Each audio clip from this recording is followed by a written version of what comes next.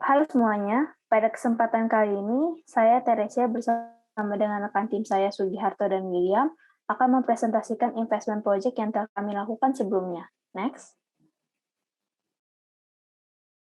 Untuk materi presentasi yang akan kami bawakan terdiri dari 4 bagian, yaitu yang pertama alasan kenapa pentingnya berinvestasi di pasar saham, yang kedua membahas mengenai saham yang kami pilih, yang ketiga adalah penjelasan mengenai investment strategi, dan yang bagian terakhir adalah kesimpulan serta rekomendasi dari kami terkait hasil analisis.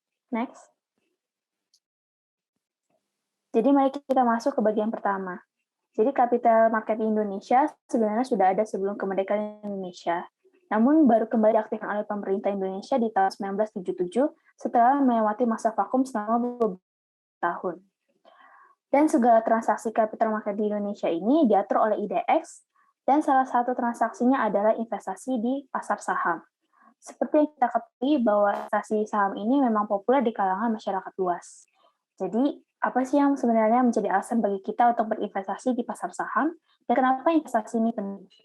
Alasan yang pertama adalah saham ini dapat digunakan sebagai instrumen untuk melindungi nilai uang yang kita miliki ketika terjadi inflasi. Selain itu, kita juga bisa mendapatkan pemasukan tambahan, dan ini bisa kita peroleh tanpa perlu menjual kepemilikan saham kita jika ada pembagian dividen yang dilakukan oleh perusahaan. Dan dalam jangka panjang pun, investasi saham ini juga bisa memaksimalkan aset value yang kita miliki, karena berinvestasi di saham bisa menjadi sangat kuat untuk meningkatkan pengembalian portofolio secara eksponensial. Next. Kita masuk ke bagian kedua, yaitu pembahasan mengenai saham yang kami pilih. Jadi, kami mengambil total 12 saham dari 7 macam sektor, seperti yang bisa dilihat di tampilan layar ini.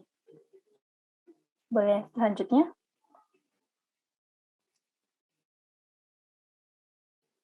Next. Selanjutnya akan dilanjutkan oleh William. Oke, jadi di sektor energi ini kami menaruh investasi kami ke dalam kedua perusahaan yang memiliki performa baik. Yang pertama itu adalah Adaro.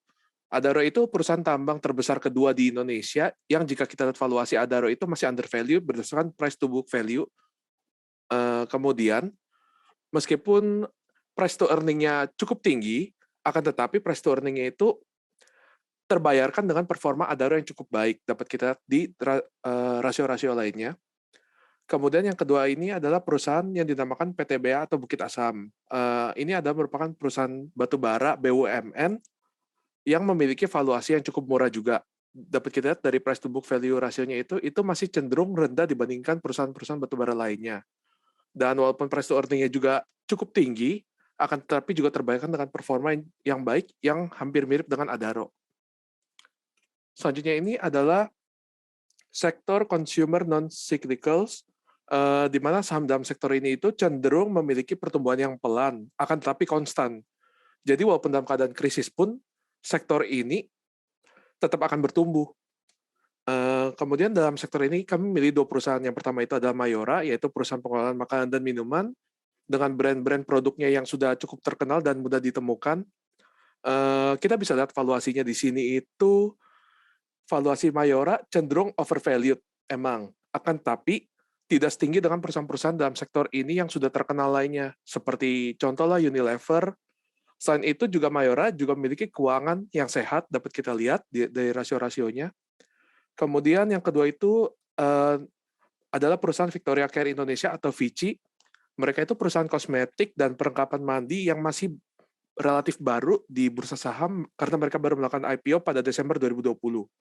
Vici ini memiliki valuasi yang masih lebih rendah daripada perusahaan-perusahaan lain dalam industri yang sama juga. Selain itu juga kami menaruh kepercayaan kami kepada Vici karena produk-produknya itu cukup ternama di pasaran. Ya, jadi dalam sektor agrikultural dipilih dua perusahaan yang fokus dalam produksi minyak sawit, yaitu Astra Argo Lestari atau ALI dan Salim Infomas Pratama atau SIM. Nah, dalam tabel hasil analisis dapat dilihat bahwa ALI mempunyai PE rasio sebesar 16,75 yang berarti harga saham adalah 16,75 kali dari earnings perusahaan.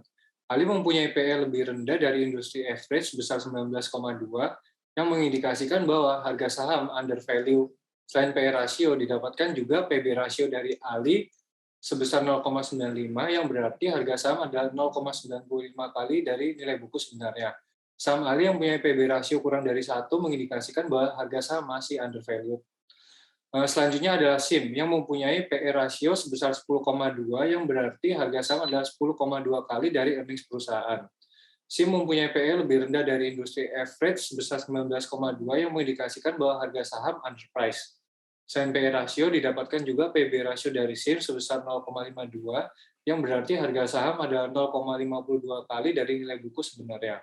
Saham SIM punya PB rasio yang kurang dari 1 mengindikasikan bahwa harga saham underpriced. Oke, next. Nah, dalam sektor finansial dipilih 2 perusahaan perbankan, yaitu Bank Sentral Asia atau BBCA dan Bank Rakyat Indonesia atau BBRI. Dalam tabel hasil analisis dapat dilihat bahwa BBCA punya PE rasio sebesar 36,5, yang berarti harga saham adalah 36,5 kali dari earnings perusahaan. BBCA itu punya PE lebih rendah dari industri average sebesar 101,9, yang mengindikasikan bahwa harga saham underpriced. Selain PE rasio, didapatkan juga PB rasio dari BBCA sebesar 5,76, yang berarti harga saham adalah 5,76 kali dari nilai buku sebenarnya. Nah, meskipun PB rasio dari BBCA ini di atas 1, namun nilai PB rasio dari BBCA tetap di bawah industri average sebesar 12,17, yang mengindikasikan bahwa saham masih layak untuk dibeli. Selanjutnya adalah BBRI, yang punya PE rasio sebesar 32,06, yang berarti harga saham adalah 32,06 kali dari earnings perusahaan. BBRI mempunyai PE lebih rendah dari industri average sebesar 101,9 yang mengindikasikan bahwa harga saham ini masih underpriced. Selain PE rasio, didapatkan juga PB rasio dari BBRI sebesar 3, yang berarti harga saham adalah 3 kali dari nilai buku sebenarnya. Nah, meskipun PB rasio dari BBRI di atas lebih dari 1, kurang dari di atas 1, namun nilai PB rasio dari BBRI tetap di bawah industri average sebesar 12,17, yang mengindikasikan bahwa saham ini masih sangat layak untuk dibeli. Next. Jadi dalam sektor transportasi dan logistik, kami memiliki PT Adisarana Armada Tbk atau ASA. Bisa kita lihat di dalam tabel hasil analisis menunjukkan PE rasio yang dimiliki ASA itu sebesar 106,17. Sedangkan rata-rata industrinya sekitar 105,03 dan hal ini menunjukkan bahwa harga saham ASA itu bisa dibilang over value, dan untuk price to book ratio-nya ASA memiliki nilai di atas 1 yang di mana harga sahamnya adalah 4,65 kali nilai buku sebenarnya. Ini juga berarti saham ASA dinilai terlalu tinggi. Meskipun demikian kinerja ASA masih cukup baik.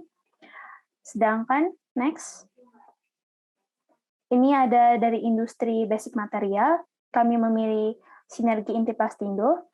Ini mereka memiliki PE rasionya sekitar 561,54, jauh lebih tinggi dari rata-rata PE rasio sektor basic material yang sebesar 90,91. Jadi price to book value-nya sendiri pun juga memiliki nilai di bawah 1, yang dimana harga pasarnya adalah 0,88 kali nilai buku sebenarnya. Artinya, saham Sinergi Intipastindo ini undervalue, sehingga nilainya tidak melebihi rata-rata industri sebesar 8,59. Dan jika dilihat dari rasio lainnya, kinerja Sinergi Intipastindo ini masih cukup baik. Next. Nah, berikutnya next sektor layanan komunikasi. Ini kami memilih PT Telkom dan PT XL Axiata. Jadi untuk PT Telkom sendiri, ini PE rasionya menunjukkan 25,06, dan jika dibandingkan dengan rata-rata PE rasio industri telekomunikasi yang sebesar 85,53, ini terlihat bahwa saham Telkom masih tergolong murah. Sedangkan price to book value-nya Telkom saat ini memiliki harga pasar sebesar 2,83 kali lipat dari nilai buku. Jadi price to book-nya sendiri itu memang berada di atas 1, sehingga bisa dikatakan overvalue. Namun meskipun demikian, nilainya tidak melebihi rata-rata industri yang sebesar 0,7. Hal ini menunjukkan bahwa saham Telkom masih layak untuk dibeli.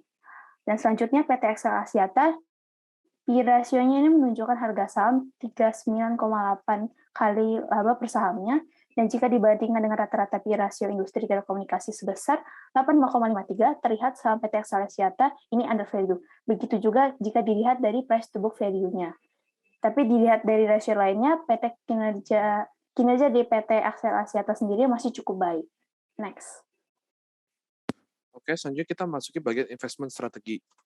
Nah, pertama-tama ini kita ingin membicarakan mengenai investment proportion atau proporsi investasi. Dalam memutuskan proporsi investasi ini, kami mencoba menebak prospek perusahaan dan dari perusahaan-perusahaan yang tadi disebutkan dan perusahaan yang kami anggap memiliki prospek bagus di masa depan, kami berikan jatah proporsi 10% atau lebih. Seperti kita bisa lihat yang di-highlight, Adaro, BRI, BCA, Ali, dan juga Excel. Selanjutnya ini adalah data mengenai pembelian saham yang kami lakukan pada tanggal 10 September 2021, yang kami beli menjelang penutupan pasar saham. Dan pembelian ini menggunakan asumsi bahwa pembelian lot itu dapat berupa koma. Selanjutnya ini adalah portfolio performance evaluation. Kami dalam mengevaluasi portfolio kami itu, kami menggunakan Sharpe Index dan juga Trainer Measure. Untuk perhitungan, kami mengambil data historis dari awal 2016 hingga Oktober 2021. Dan kami mendapatkan portfolio return sebesar 16,67%, beta 1,1, standard deviation 0,05, kemudian juga risk-free rate 0,07. Nah, berdasarkan angka-angka ini, kami olah dan mendapatkan Sharpe Index 1,79, seperti yang bisa dilihat di kanan, dan juga Trainer Measure yang berjumlah positif sejumlah 0,0859. Yang otomatis Sharpe Index kita itu dapat dinilai sebagai bagus, dan juga Trainer Measure kita masih positif. Nah, dari portofolio yang telah kami susun, hasil finalnya adalah kenaikan sebesar 17,39% dari dana 10 miliar rupiah ke 11,739 miliar rupiah selama 49 hari sejak membeli saham. Top gainer diperoleh oleh dua perusahaan, yaitu ASIP sebesar 45% dan Ali sebesar 26%. Sementara lowest gainer diperoleh oleh Mayora sebesar 1,3%. Hal ini wajar karena saham tersebut ada dalam sektor defensif, yaitu consumer non-cyclical. Next. Rekomendasi kami. Nah, dari portofolio yang telah kami susun, proporsi perusahaan komoditas itu 35%. Hal ini membuat portofolio sangat tergantung oleh volatility dari harga CPO dan coal yang akhirnya membuat standar deviasi naik. Apabila risiko ingin diturunkan, portofolio manajer dapat mengurangi alokasi dari perusahaan komoditas ini dan mengubahnya ke sektor yang lebih defensif, seperti sektor finansial perbankan dan consumer non-cyclical. Next. Sekian dari kami, terima kasih.